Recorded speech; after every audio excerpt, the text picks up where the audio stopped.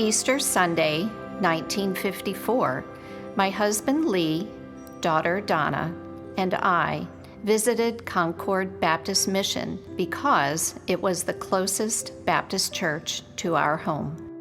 Concord was located in a basement building in the wedge between Baptist Church Road and Tesson Ferry Road. Donna and I moved our membership letters from Euclid Baptist Church that day. A few weeks later, Lee was baptized into the fellowship. Growth was slow at first. People were hesitant to join a church with so few amenities. Sometimes in the winter weather, we would wear our coats inside because there was not enough heat. However, God saw fit to add to our number, and on December 11th, 1955, with 129 members, we were organized into Concord Baptist Church. Reverend Ketchum, who was the mission pastor, was called as pastor, and I was called as church clerk. During heavy rains, our church would have mud and water on the floor. We didn't have a janitor. The 3 trustees had the responsibility of cleanup before services could be held. My husband was one of the trustees. When you join a church that small, you are required to work and do whatever is necessary. Our VBS would be held for 2 weeks from 9 a.m. until 2 p.m.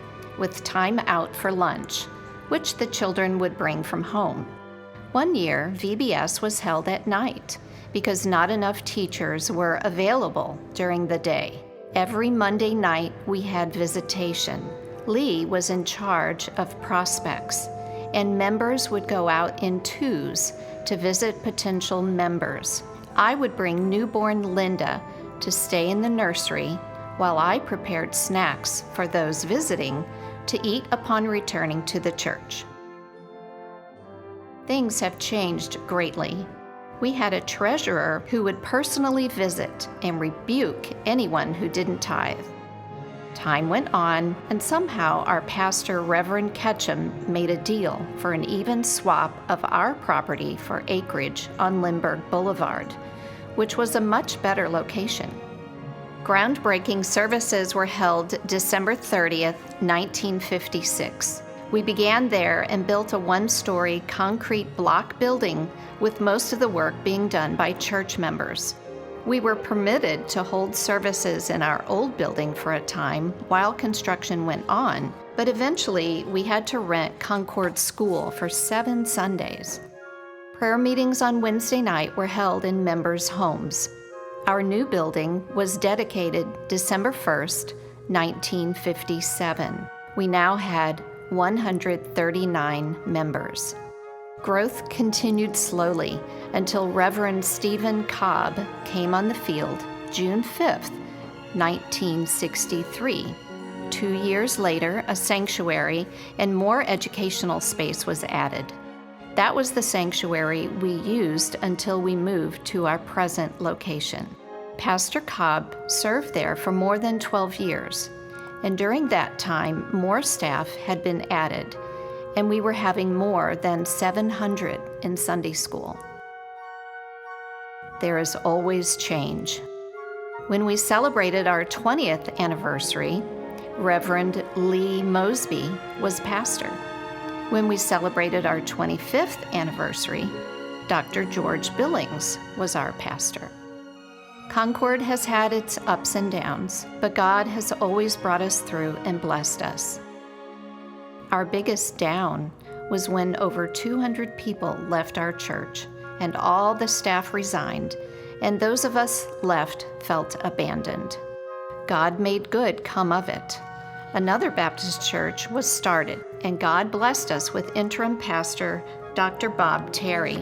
He ministered to us for over a year, driving in from Jefferson City for our Wednesday and Sunday services. He achieved reconciliation between those who left and those who stayed.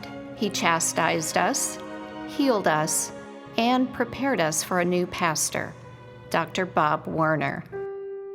Then we experienced much growth and more staff members were added. We outgrew our location on Lindbergh and moved to our present location in November of 2000.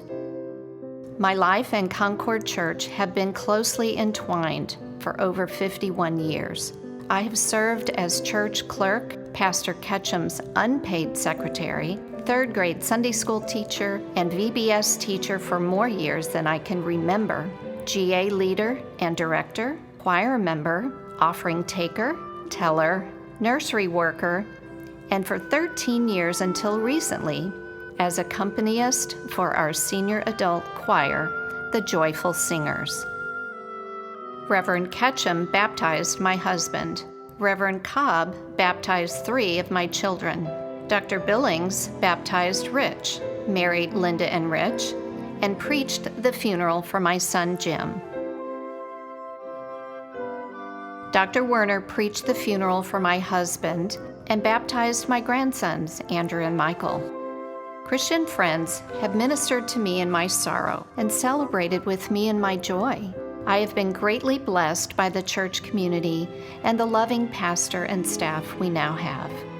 Now we are beginning to need more space again. I can't wait to see what God has in store for Concord, but I'm expecting great things. Thanks for letting me share some of my memories. I've enjoyed recalling them.